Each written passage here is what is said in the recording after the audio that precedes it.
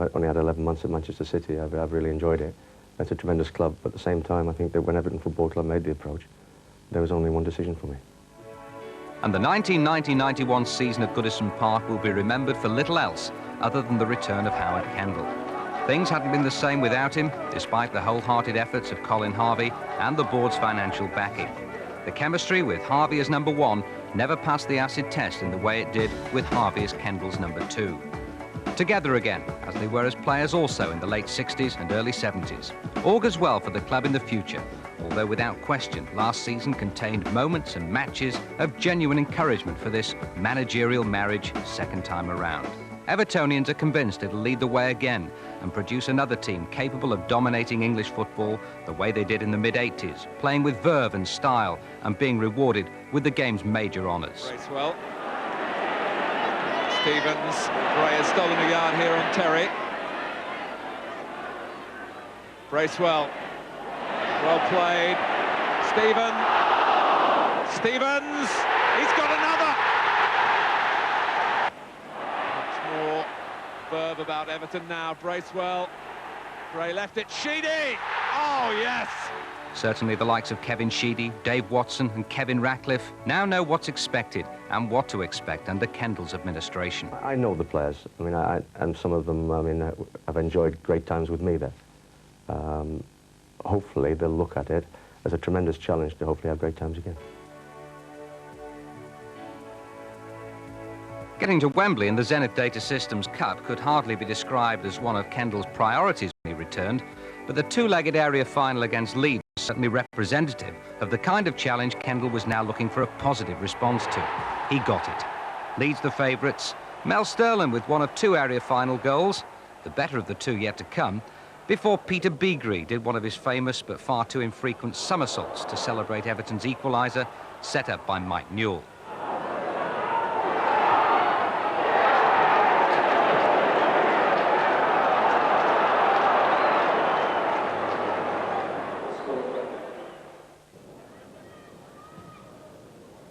Route 1 to goal with the ever-willing Mike Newell on the end of it and under control of it before Robert Varzika opened his account for the Blues. Varzika, the first signing Kendall made on his return and undoubtedly one of the shrewdest.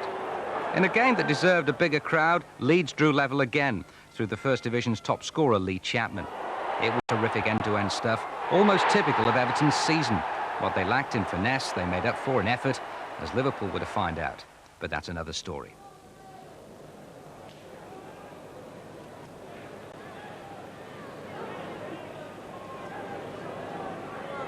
Varzika's electrifying burst took him clear. It looked as if Newell might score. Mike Milligan did.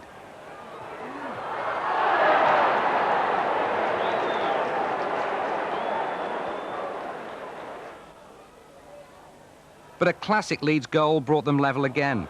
Footballer of the Year Gordon Strachan, Mark Whitlow, Lee Chapman, 3-3. So a place at Wembley, resting on the outcome of the second leg at Goodison. No place at the start for Tony Cottee, but his role wasn't confined to the bench.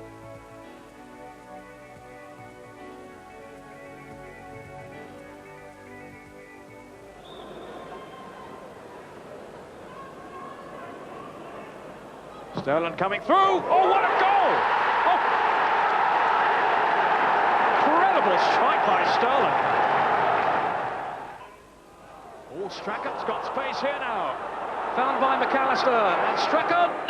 Oh, off the post! Oh, what dismay then for Gordon Strachan, who was in the clear.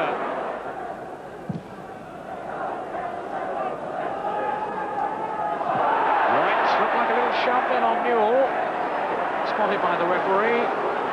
Everton free kick. And it wasn't from too dissimilar a position to this that Mel Sterling scored, of course, 4 leads in the first half. What will the Everton response be here? A call is there, and Milligan and Ratcliffe, who might well crack one through. A lot of players in that Leeds wall. Ratcliffe, cleverly done. Rather different to Sterling's free kick, and it didn't produce the same result. Leeds still winning by goal to nil. Mel Sterling the scorer. 3-3 from the first leg. Leeds inching their way towards the final, but no, a chance for Newell. And he's put it wide. Well, what a miss, Rob. Well, very much so. I mean, we do say that the Leeds offside trap can be suspect. Here you see it sprung, not with any ingenuity, just a straightforward ball through. There's Newell. I've got a feeling here that Keogh may have been up alongside him for a little tap-in. But he can't play. Any striker would try his luck from there. And really, he should have scored. That was as good a chance as Strachan's, when Strachan hit the post on the other side. Well, no question, that is a golden opportunity squandered by Mike Newell. McCall will take it towards Ratcliffe. Newell! And it's there! Cotting! He's done it again. The man who scored in every round is on the spot once more. The substitution has paid off. Tony Cottee makes it 1-1. Yes, it's an Everton play. Put the ball into the mixer. Forced down by Watson. Turned around by Newell. He's a bit unlucky, doesn't quite make it, but there he is, quick as lightning, flashes in. Cottee. Not great goals, but all from 3 or 4 yards out. That's a great striker that scores it from short range. And suddenly there's a new complexion on this final now. Now, Carl Shutt, Batty ahead of him. Now, has Shutt delayed too long? Bringing in Williams. Towards Chapman. Oh, Southall again. Fantastic save by Southall. Oh, that had Ron Atkinson shaking his head there in disbelief, Ron. I didn't think that was ever in doubt. I thought Southall was always going to make a miraculous save. But once again, a good break down the side by Williams. Good ball in, and Leach. Oh, super save.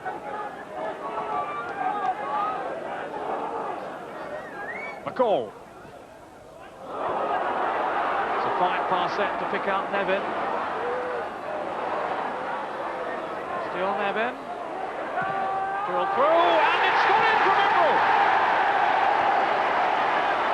It was deflected, no doubt, but Emerald has scored, set up by Nevin's run, and delight on the Everton bench at last. John Emerald. Marvellous for Everton, good setting up play. Nevin keeps his head, spots a player coming in support Emerald. That's when the game gets cruel. He's tried to stay cool, Emerald, and side-foot the thing in from just outside the box, and it's taken an ugly deflection. Lukic really left stranded, no chance. Everton lead 2-1. Nevin the provider. He comes off Fairclough. And Williams now for Leeds. Runs straight into Milligan. Bjorn Cottee is onside. Surely Cottee's going to finish it off now. He will do. That's the third for Everton. 2 for Tony Cottee. And a rapturous reception from the Evertonians.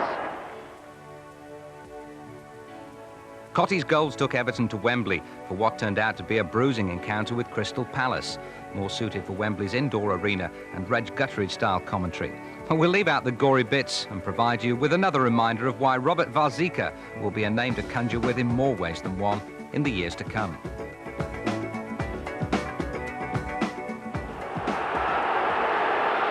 Now Warzika.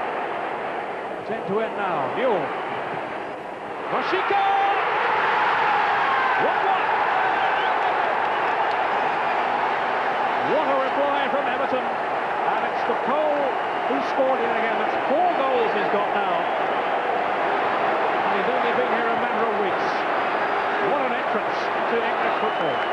Super goal, but here you see them attacking the space again in the left-back area. Great first touch by Newell. A little bit fortunate there, it falls into Warzika's run. Rebound. But a marvellous finish. Well, he tucked it away delightfully.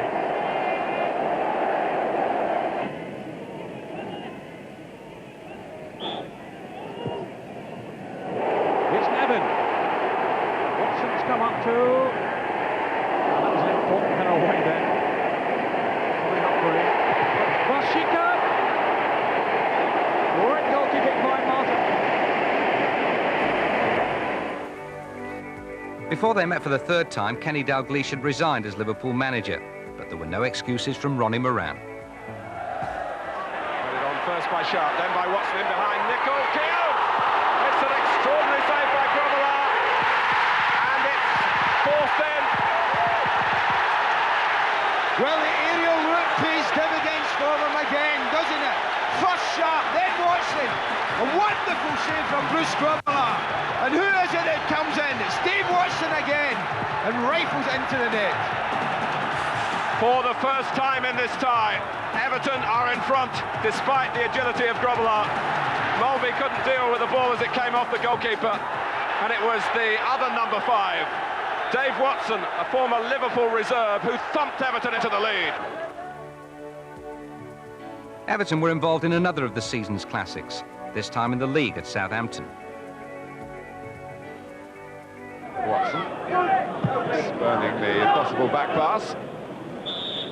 Because of that, Everton have a free kick which Ruddock disputes.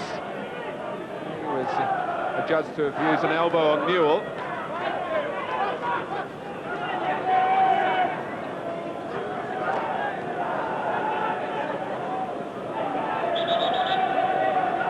Everyone but Ratcliffe has come forward for Everton. McDonald can place it right. Oh, and Watson has scored again. What a run he's on. David Watson, 4 in 5 games.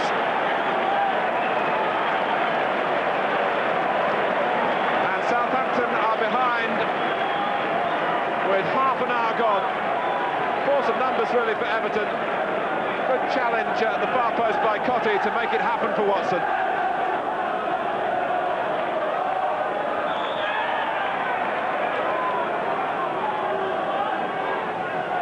Free kick conceded by Milligan. Everton trying to push their euphoria here out of their minds and concentrate on defending at the free kick. Ruddock, who was penalised, and that led to the first goal of the game for Everton. Ruddock trying to supply something of his own here. Oh, both posts!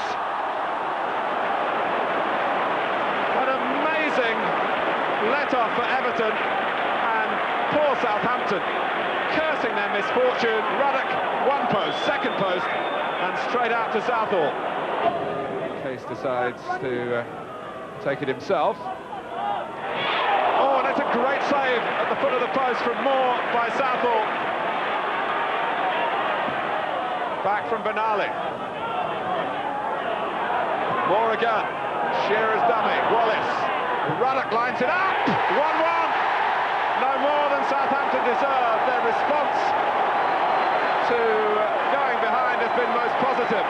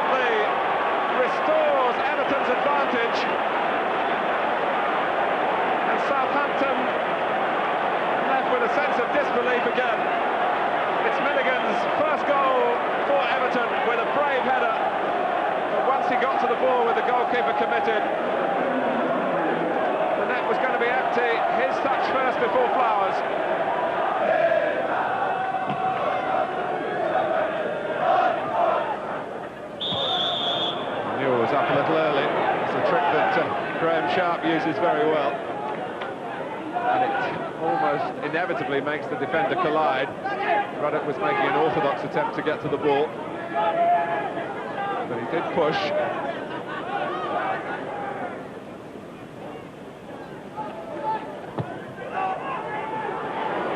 Oh, Flowers had to get to it from Keogh.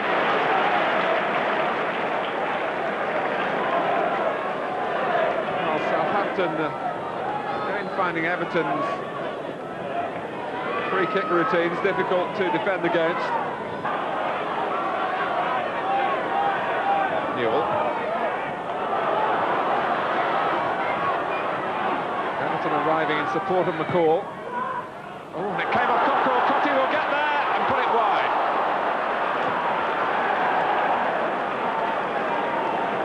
Well, it was a let-off for Cockrell in particular. Cottee arrived, and look at his body position as he gets to the ball. He can't quite adjust to steer it any further than straight, and straight wasn't good enough.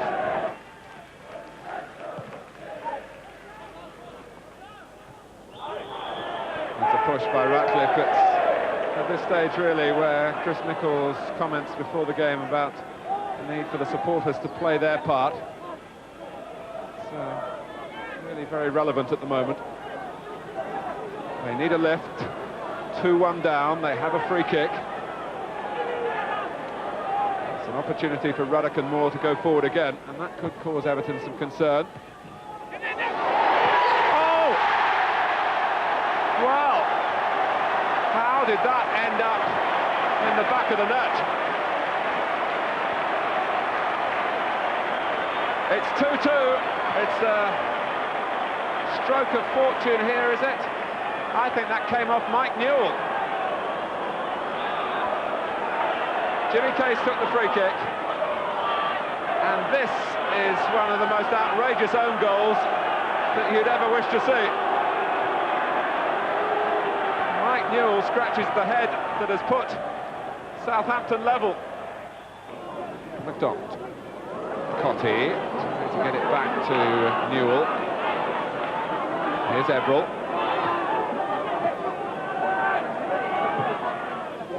McCall. How much of Everton got left, given their travels up and down the land this week? And this is their third match in 5 days. It's going to be another change for Southampton this time. Neil Maddison, just back in the picture recently after a year of knee trouble. And it's Benali who's coming off. 16 minutes left.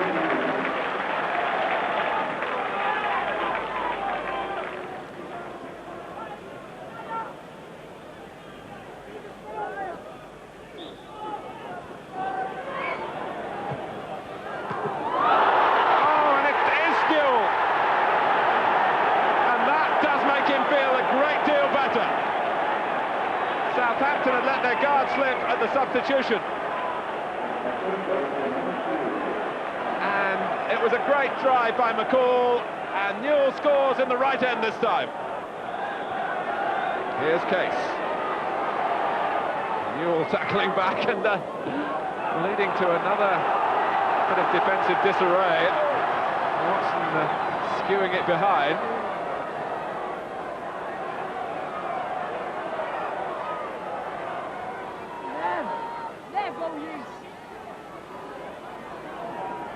Wallace takes the corner. And Shaw headed it back when really Maddison could have called for that in a better position. Good job by Keown. Everton, oh, they're two away, onside. McCall is on the ball and Cottee were both in their own half. Is this 4-2? Oh, Southampton gambled and lost. Cottee scores. Flowers totally exposed. How often do you see this in the First Division? Southampton, who changed in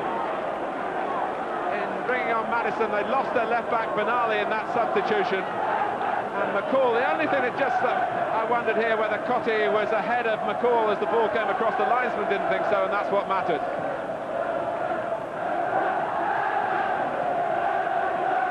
And it's going to be very, very hard for Southampton to come back from this. McCall caught them out with the break from midfield, and Cottee was given a present that he accepted with relish. Case.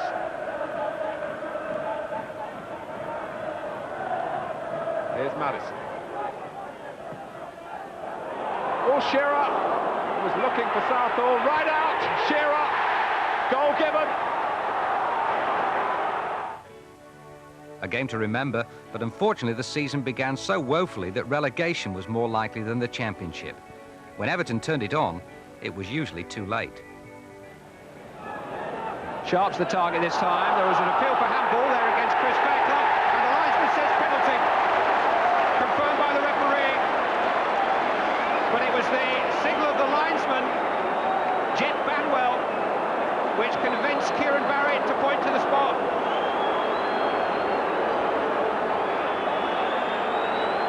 Protest directed at the man with the flag. Graham Sharp appealed immediately, and Fairclough definitely handled it. No question about it. He just held the ball away with his right hand.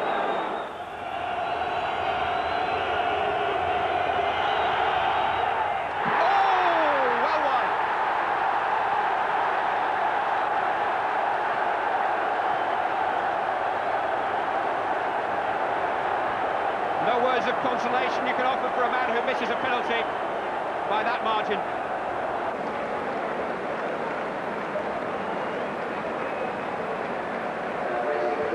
Neville Southall out of the Everton dressing room, well ahead of his colleagues. Really, whatever's been said in there, he doesn't feel relates to him. He's made 3 transfer requests already this season. His contract with the club stretches until 1996, and they're holding him to it for the moment. But Neville looks less than happy with his lot these days. Hinchcliffe will take the throw-in. Newell. Sharp won that. Sheedy. Nevin with an opportunity. Everton back in business. Well, that could be an important goal. There's still a long, long way for Everton and Pat Nevin to go, but they've made a start. A goal made by Graham Sharp's sheer determination. Sheedy, the substitute, provided the cross, and Nevin tucked it in beautifully. Sweet goal.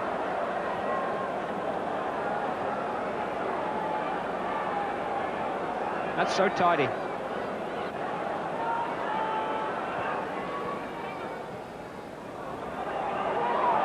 Milligan. MacDonald, Nevin ahead of him. Hung in towards Graham Sharp. Great header! Lukic didn't know it had happened.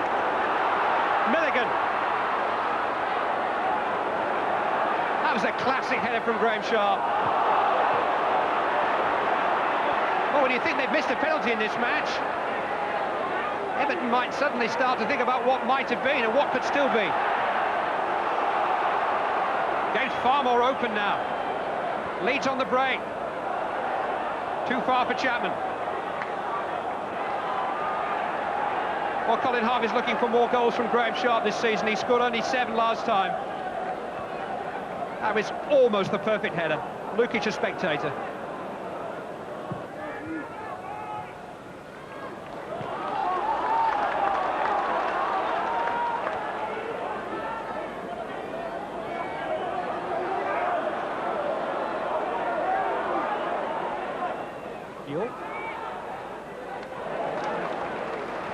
Here. Sharp calling for it again, and Sharp will get it if he can get up. He's trying to readjust and link up with Hinchcliffe, who was fouled by Gordon Strachan. Hinchcliffe's seen plenty of Strachan in the other half of the field this afternoon.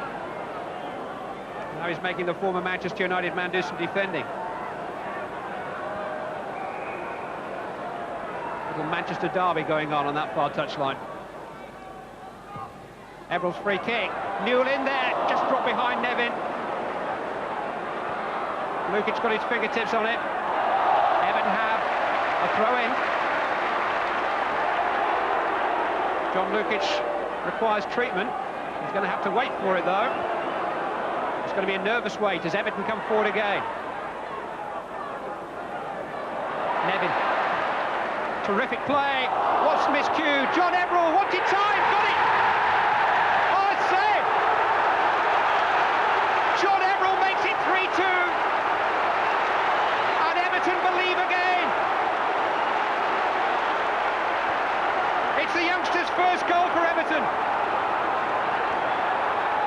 It's given them 14 minutes to save the game. Number 11 is the number to watch. And number 11 it is, who's put Everton back within sight of Leeds just as they were threatening to disappear over the horizon. Well, it's some match now.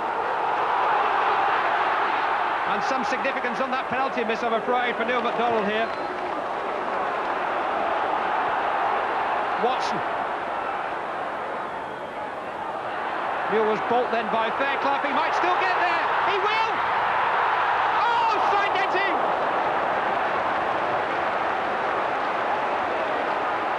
A whisker away from an equaliser, Mike Newell. Lukic looked very uncertain then. And Mike Newell, well, he was always second favourite. But the ball ran for him there, but not there. Oh!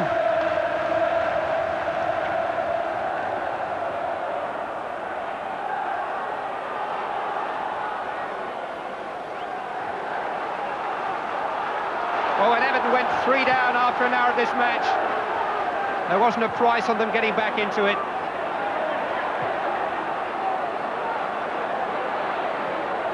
But on the opening day of the season, the national game confounds us all again.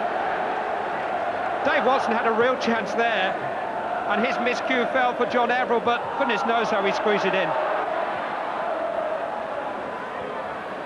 Sharp. That's a great ball for Nevin. 4 waiting at the far post. Mike Newell, somehow saved by Lukic. If you asked him, I don't think he'd be able to tell you how. Chance after chance now for Everton. The latest fall into Mike Newell. And Leeds looking as vulnerable as they looked solid in the first half. Strachan, McAllister. And they do look very tired now, the visitors. I would think they're punch-drunk for the last 10 minutes. But although Everton have got them on the ropes, so far, their fans await the knockout punch. Milligan, that was lovely. Sharp, that was even better. Newell. Sheedy's there, Sharp's there, Nevin's there. It's Graham Sharp. Didn't quite get over it. Must have dropped behind Nell Sterling, the player was running across him. He maybe didn't see it until the last moment. But there was an even better chance a moment ago for Mike Newell. Nevin teasing Leeds. And Lukic, pure instinct. Now McAllister chasing a good ball from Batty. And Keown chasing him. That was a great effort at this stage of the game from Gary McAllister. But suddenly it's down the other end. Nevin. Neil MacDonald. Has he got one last dramatic role to play in this match? Mike Newell, beautifully chested down. Oh, great save by Lukic again. And away by Chris White.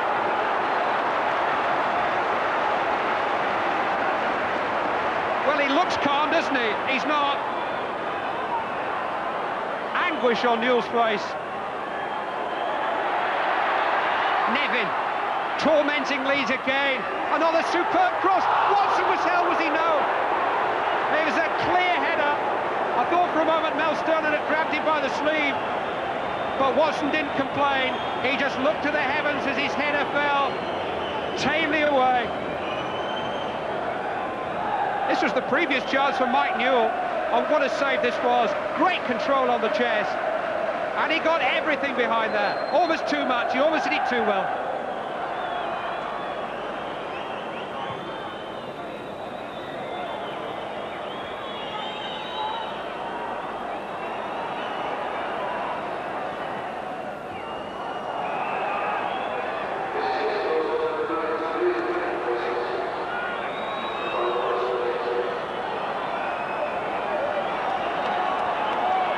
The last minute.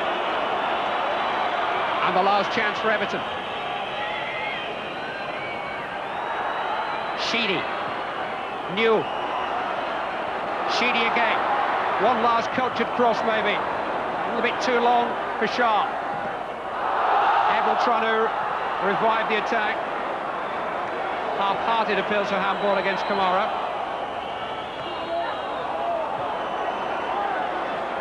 McAllister. Strachan. Chapman. Is there a final twist in the tail? Only Strachan up with Lee Chapman, although Batty's getting there. Strachan waiting for him. The seconds matter now to Leeds. They've got there, just. But who'd have thought that Everton would come back as dramatically as they did? McDonald.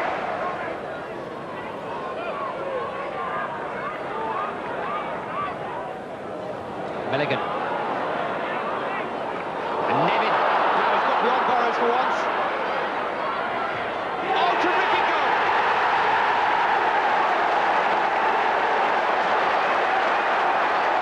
That's Pat Nevin all over. And Grizovic is beaten at last. And they have something to smile about at last.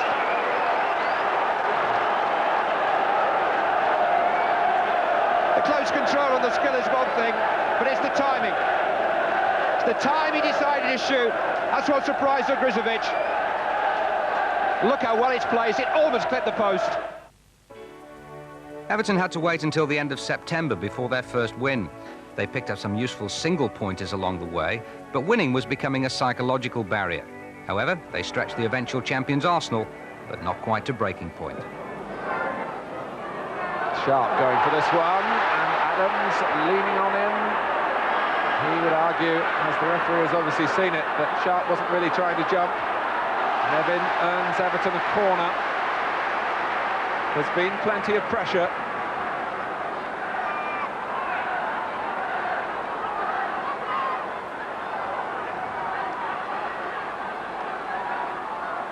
And Hinchcliffe trying to swerve in one of these dangerous corners. He's done it!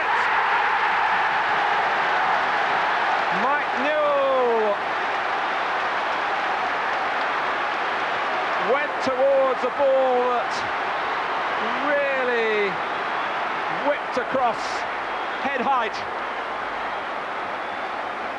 It was a great corner, and Newell found the touch, and Seaman could only push it on into the net. And here are the goals in a 2-2 draw at Roker Park. Graham Sharp's free kick taking a wicked deflection, but there was nothing fluky about the second. Ratcliffe's free kick, Sharp in total control, and a precise finish from Mike Newell. On to the Liverpool game. McDonald's free kick. Right by Barnes.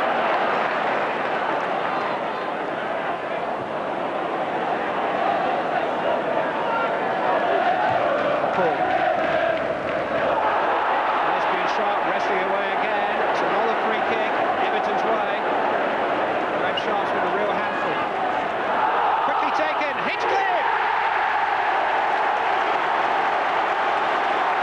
Smart thinking, and a glimmer of hope for Everton. Andy Hinchcliffe's first goal for his new club. His first since the Manchester derby a year ago. A belter that he scored against Manchester United at Main Road has maybe just given Everton a flicker of a chance. Nevin it was with the smart thinking, and Hinchcliffe with a decisive strike.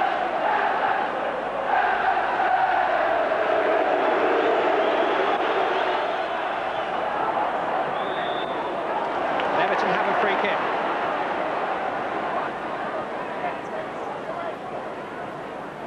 They've never threatened to give up the cause in this match. But he has never threatened to let them get back into the game, really. He's been quite an influence, McMahon. Hinchcliffe's free kick. McCall trying to get there. Oh, and he knocked the save! Stuart McCall will claim the goal, but he bounced off the crossbar and on to Glenn Hussein. Just over 5 minutes left to play.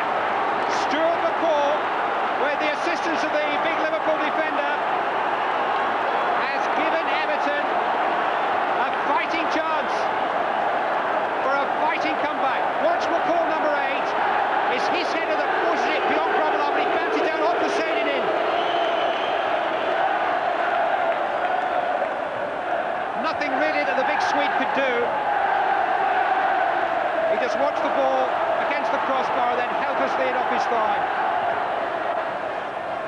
And here's the victory Goodison Park had really been waiting far too long to see. Against Southampton, Tony Cottee with his first in the league.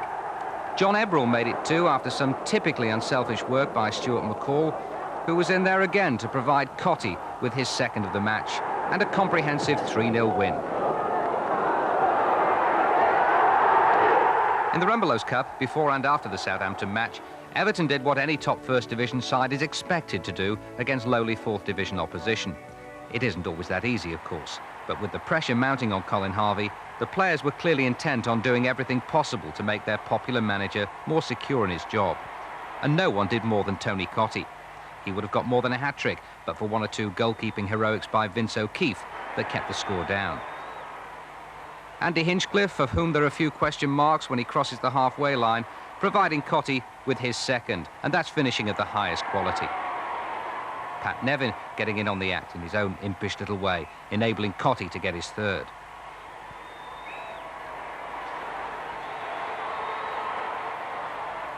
Then Neil MacDonald weighed in with the next from the sort of range that's become his trademark. And then with Hinchcliffe marauding again, the Wrexham defence were turned around, and when they were facing the other way, saw Pat Nevin dispatch the ball into the far corner. Relief, albeit temporary relief, for Colin.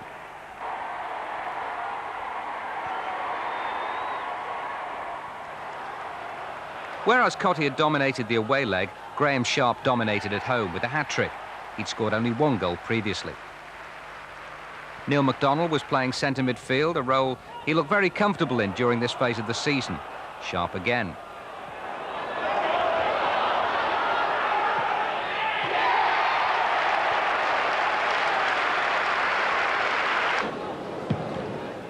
Then as Wrexham tried to play the ball out of defence following Southall's long kick, MacDonald dispatched a superb first-time ball to Cottee, who got his fourth at the tie. Operating in a central position gives MacDonald more of an opportunity to get into the area. Sharp's control here enabling MacDonald to get the goal of the tie.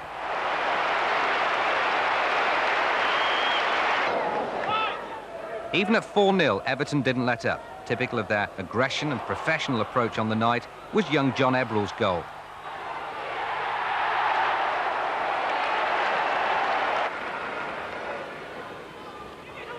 And to round off an overall 11-0 victory, Sharp completed his hat-trick.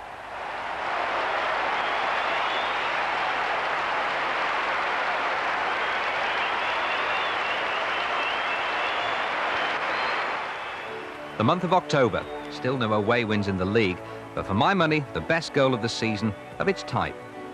It came at Nottingham Forest from Neil MacDonald, who started the move that led up to it. Neil didn't follow up Stuart McCall's flighted pass to the edge of the area. Maybe he had it all worked out, or maybe just whacked it. I reckon he just whacked it. A goal worthy of winning any match. What a pity it didn't.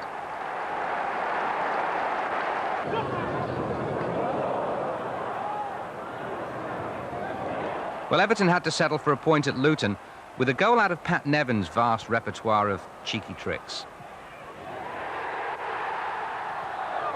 Sharp with Beaumont. Straight to MacDonald, and that's beautifully done. Beaumont again, he's having a fine game.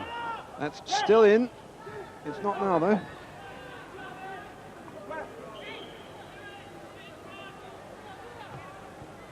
So a throw into Everton.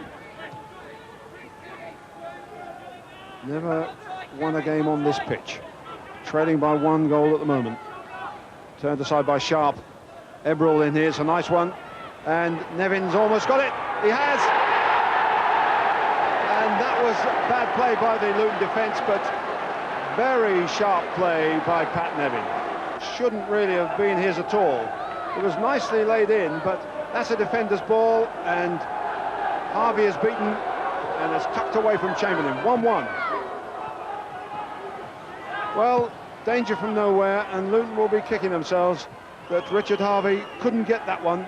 Nice play by Nevin. He got the break, and he punished Luton. But picking up the odd point here and there just wasn't good enough for a club of Everton's requirements. Just 1 point above Derby, who were eventually relegated, and knocked out of the Rumbelows Cup by Sheffield United. That was the last straw. In moments of candour, Colin Harvey just might admit he suspected the worst. By the time of the QPR match, Jimmy Gabriel had been installed as caretaker manager, calling on the team for a performance the now departed Harvey would be proud of. Mike Newell got the first, beating Don Howe's well-rehearsed offside trap.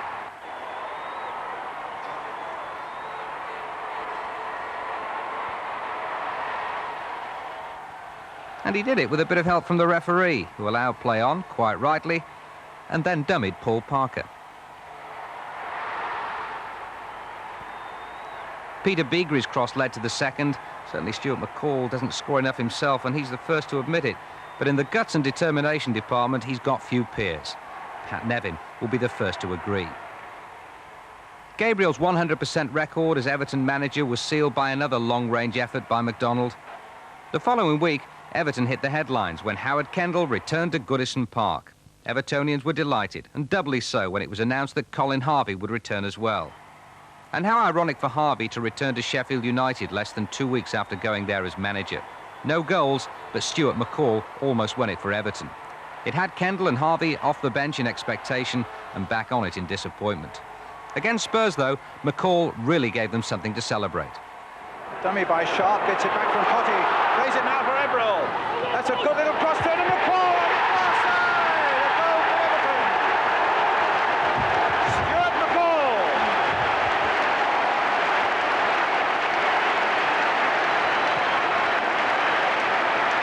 I make that his first of the season, but it was a great move. Sharp and Potty involved, and then the ball out to Ebrel. There's the Sharp and Potty touch. Here's Ebrel's beautiful cross. And McCall on the far side with a downward header.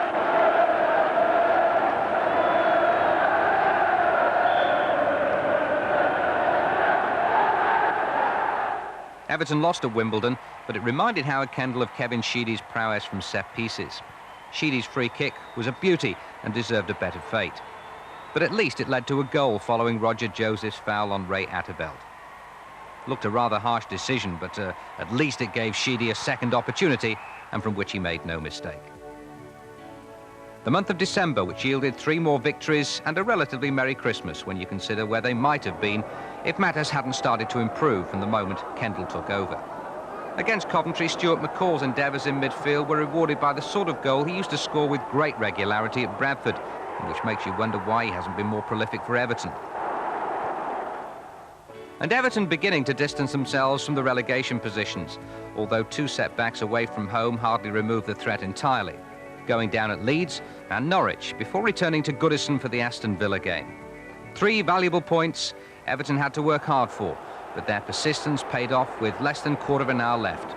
When young Eddie Youds made a great break down the right, he shrugged off a challenge from Stuart Gray and crossed for Graham Sharp.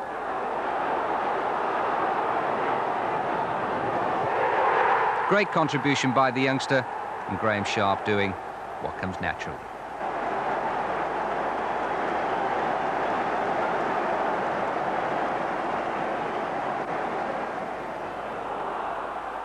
The year ended with victory over a Derby side missing the legendary Peter Shilton. Neil MacDonald wearing number 2 this time, crossing for Nevin, whose header was fumbled by Shilton's deputy Mark Taylor, Mike Newell following up. Lightning reactions by Newell. So Everton were able to turn it on. This is the Kendall Harvey way of playing football. It could be Reid and Bracewell in there orchestrating the move, getting the ball wide at the optimum moment, and for Pat Nevin, a header that needed no assistance in reaching the net.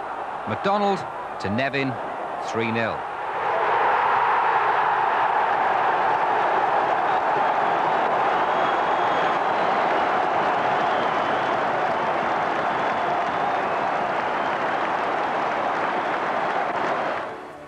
January, and a new year that began with Everton's first away win of the season in the league. They then followed it up with victory over Kendall's previous club, Manchester City, where he'd established a Goodison Old Boys network. But first to Stamford Bridge, where Kevin Sheedy's cross was missed by Dave Besant and buried by Graham Sharp.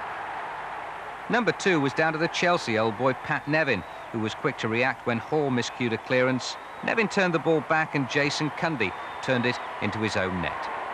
Poynton finding the player manager. Vintage stuff from Peter Reid. Now Ward. Brightwell. Quinn is the target, and Quinn met it well, and it breaks to Megson. How did Neville Southall manage to get himself behind that shot? It looked odds on Gary Megson scoring, denied by his former teammate Neville Southall. An excellent piece of goalkeeping in. Well, now Quinn, the danger man again, winning it in the air, and really it was a great piece of goalkeeping with Big Neville. Quinn again, climbing higher than anyone else.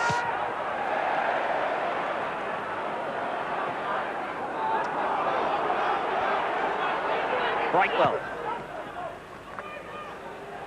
Heath beaten by Ratcliffe. It comes to Reid, though. Hinchcliffe's clearance. And the referee has given the free kick against Manchester City for the challenge by Heath on Hinchcliffe. Well, it was a marvellous opportunity, that, for Manchester City. And Peter Reid will know that Everton aren't likely to give many opportunities today against a team whose players they know so well. A difficult bouncing ball, and just about dealt with by Hendry. Quinn again winning it, on towards Heath. Ratcliffe gets in there between Heath and his own goalkeeper.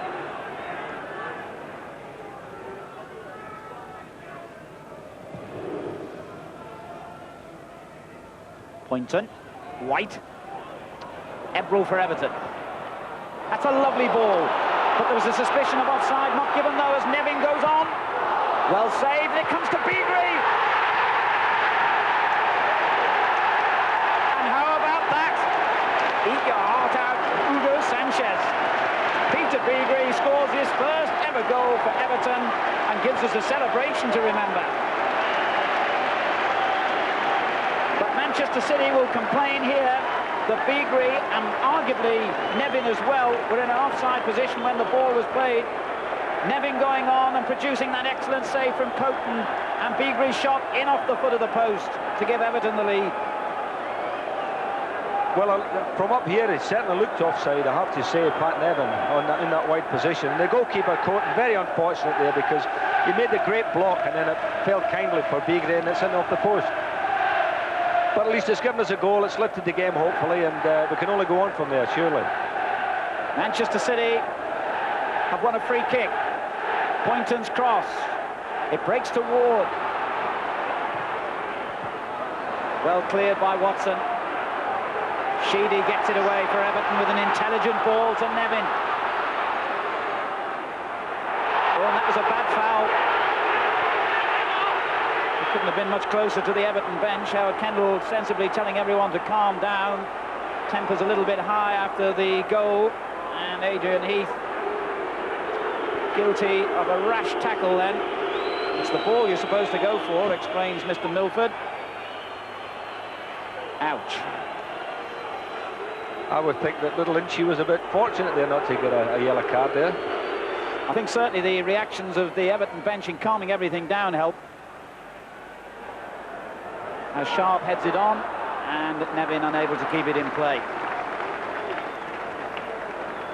Well, we can see the Everton goal from the other side of the ground. That may help to decide whether, in fact, either Beagrie or Nevin were in an offside position. Well, I don't know it does. It certainly looked offside to me, Ian. Well, we didn't actually see the player receiving a ball when it was actually passed, so you couldn't really define that. But certainly, he looked, I mean, you would think he was in an offside position, yeah.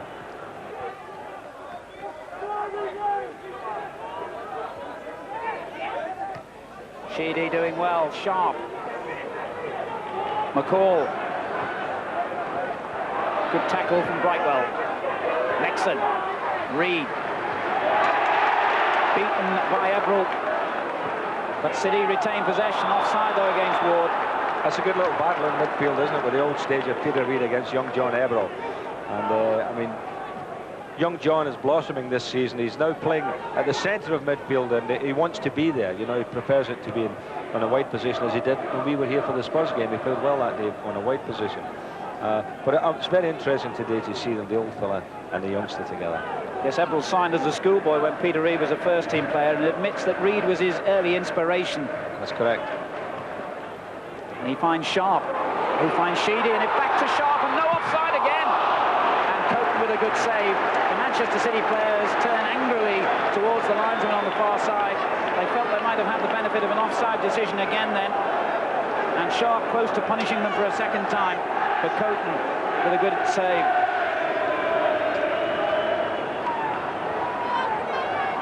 Everton's corner.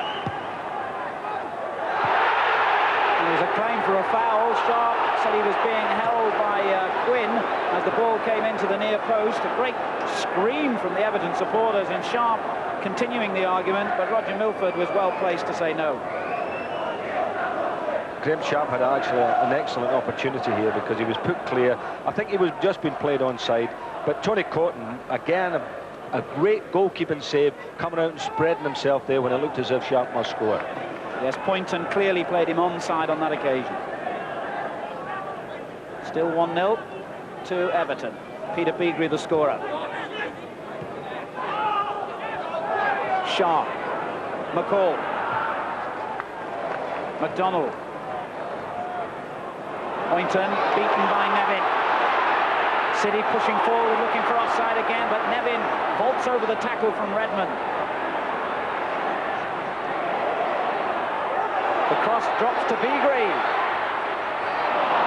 Took too long to line up the shot. But now Hinchcliffe. And no challenge for Coton as he plucks that one safely to his chest. Well, I wonder if Joe Royle had a decent view of the Everton goal. I'm sure he's got an opinion. We can't really tell from here whether it's offside or not, but I think City are playing a very dangerous game, persisting in being so square when they've already been caught once. Here's McCall. Sharp. Poynton for City. Sharp with the challenge, but he still finds Quinn. Nice little layoff for White. Ratcliffe. Ebrel doing well. Neat little player, John Ebrel. Now Nevin finding room again on the right. He's got to be the main threat to Manchester City. Lovely ball, McCall. No foul. Ward counter-attacks for Manchester City. Heath is offside.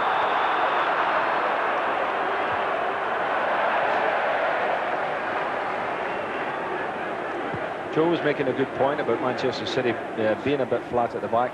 I also feel that Everton are as well, and they've had a couple of offside decisions that the referee, or the linesman rather, has favoured Everton, but it's been very tight, and they themselves could get caught with that. Good header, Sharp finding Sheedy. I'm not quite sure whether Sharp meant to dummy that ball then, or whether he just simply couldn't control it.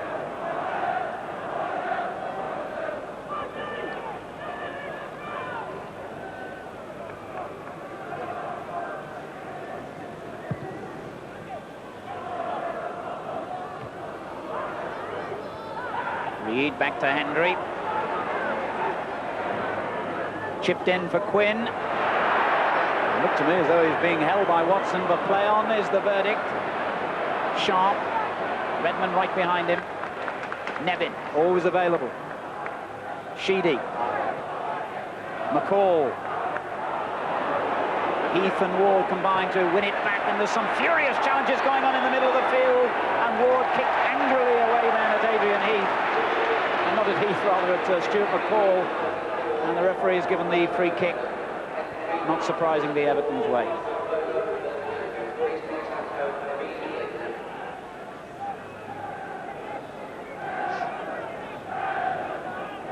Ratcliffe with the kick. Beagrie doing well to find Sharp. And McCall goes in hard again on Ward. This is Beagrie. Cut out by Hendry, back in from Beagrie. Sheedy with a spectacular goal! What a beauty!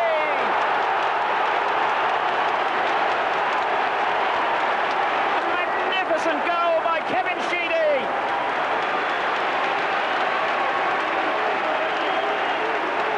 That's as good as you'll see all season, I would think. An acrobatic effort. Well, there won't be many better goals this weekend than that one. That was a classic goal.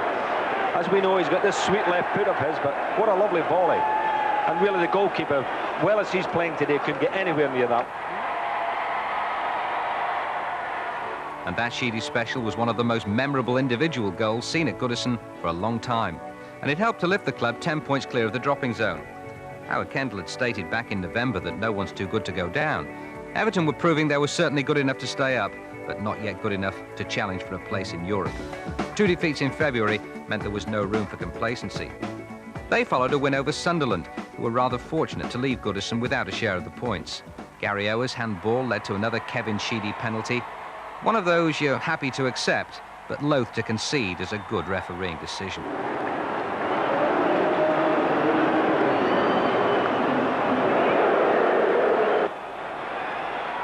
Tony Norman got to Sheedy's pile driver, but not to the follow-up.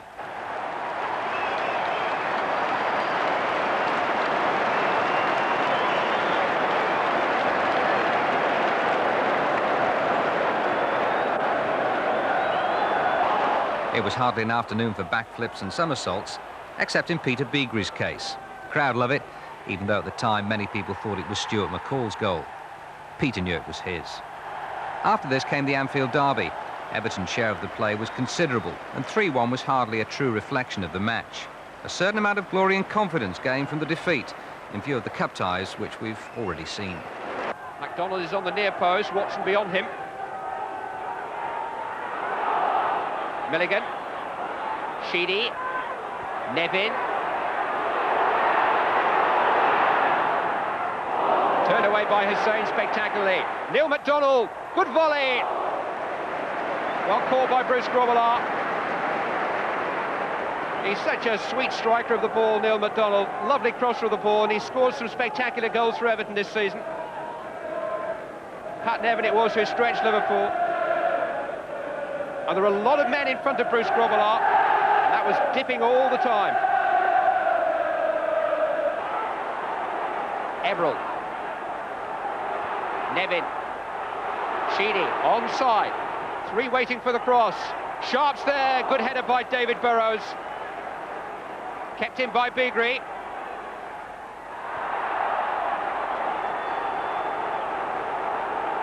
Everton have the throw.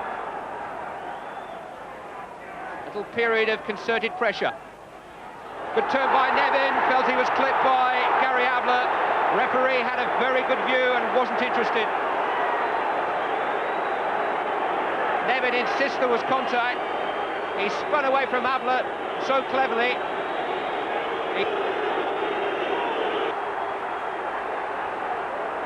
Great close control, the Big Dane's goal.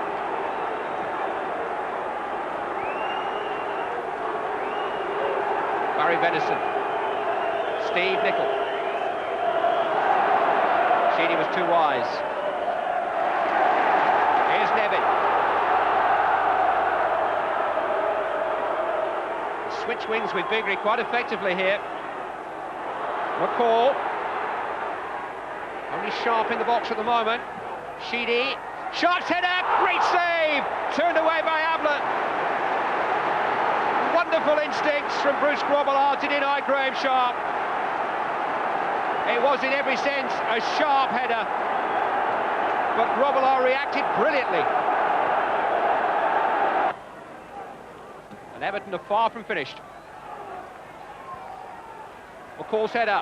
Watson, Nevin, now did he handle it? He smuggled it in. It's a goal.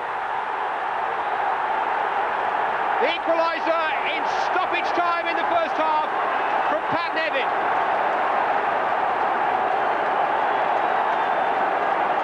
A little question mark maybe about the control there. No, it seemed to be in the midriff. Grobbelaar wrong-footed. Everton level. Even though the Goodison fans were awaiting their 3rd FA Cup meeting of the season with Liverpool, Everton were expected to beat Sheffield United, whose Houdini-style renaissance was slowly gathering momentum.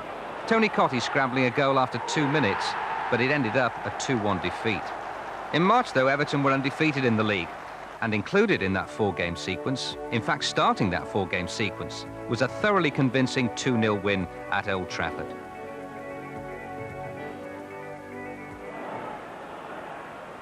But this is a competitive Everton midfield that he's playing against today. Pat Nevin. Graham Sharp on towards Everall, who seemed to be impeded there by Pallister, who's won his free kick. He actually took his eye off the ball for a moment as it was played into him, and rather tumbled into Pallister. But his progress was checked, and Everton do have an opportunity here. Sort of situation where they would like to wheel on Kevin Sheedy if only they could. He's about a week away from a return to the team. But Andy Hinchcliffe and Neil MacDonald, waiting behind Stuart McCall, are both dangerous customers. And Kevin Ratcliffe has drawn away to the left.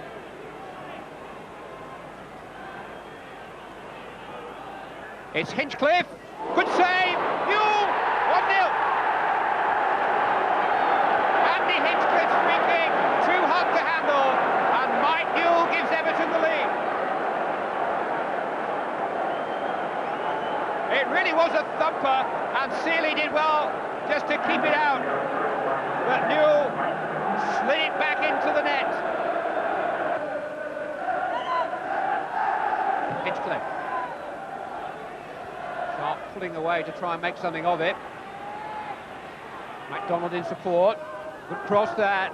Important header by Maldonaghy with Mike Newell lurking. MacDonald did exceptionally well just to hook that back into the danger area.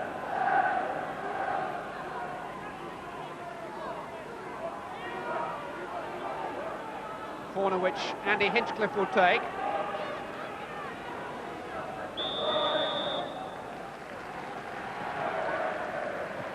Header was by Pallister. So Newell lets it run out for another corner. Nevin is offering himself to take it. Newell taking up his more familiar station on the edge of the 6-yard box. 6 minutes of the first half remaining. Seeley didn't quite make it. Chance there for Dave Watson.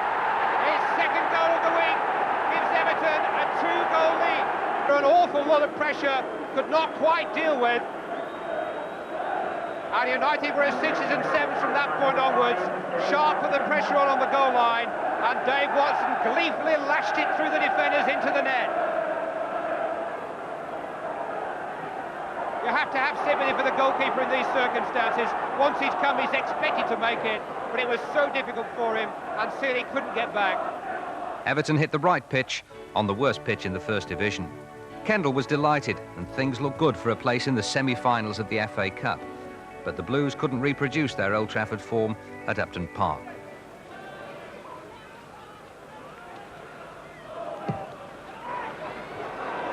So the prospects of a major trophy in Kendall's first season back had disappeared. But there were still aspects to work on and hope for the future. None brighter than new crowd favourite Robert Varzika, who got both goals in a 2-2 draw at Aston Villa.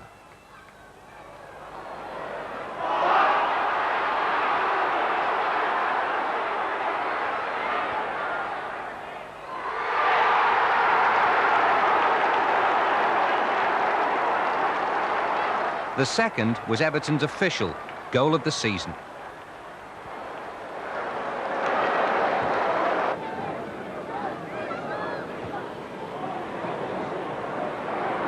In April, 1 win, 1 defeat and 3 draws for a position of respectability. No more than that in the First Division.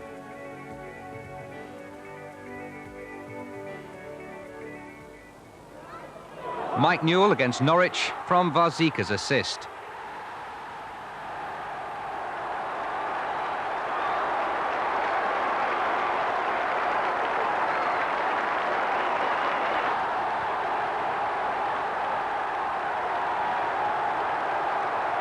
Howard Kendall had achieved much of what he set out to do, taking Everton clear of relegation and assessing all the players at his disposal and laying the foundations for next season. Varzika will play a big part in that, and so will Tony Cottee. Kendall's made up his mind about Cottee. He went on record saying he's not for sale. One of Everton's top 6 goals of the season against Wimbledon.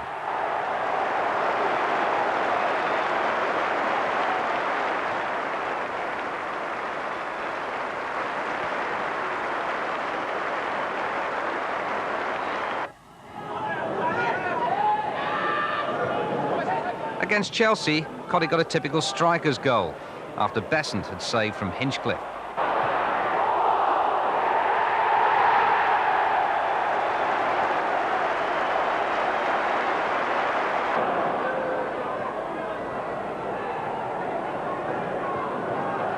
Kerry Dixon, who distinguished himself on the day, played an awful back pass here that put his own defence at 6s and 7s, and ended with a goal for John Ebrell, who enjoyed such a marvellous season and will inevitably be a part of Everton's future for many years to come.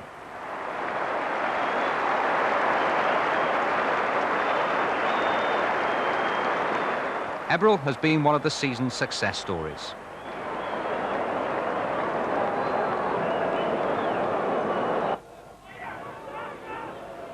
A rip-roaring game at White Hart Lane with Pat Nevin getting the first goal, scoring in the manner of so many other Everton number 9s, although slightly shorter than most. Everton's second by the man whose individual performance, as much as anything else, won the cup for Spurs, Paul Stewart. It finished 3-3, with Cottee getting his 13th league goal of the season.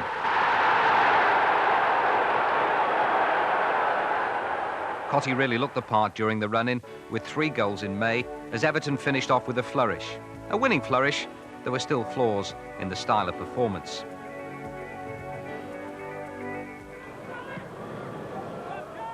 Particularly against Luton, a game won by Cottee's alertness in front of goal.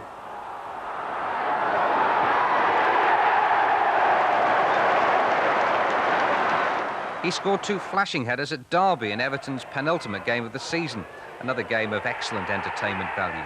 In between Cottee's 2, Kevin Sheedy wrapped in his 4th of the season, before Cottee completed another away victory which had been in such short supply since Everton last won the league in '87. Chairman Philip Carter has pinpointed that as the main cause for concern. But that was largely before Kendall's return.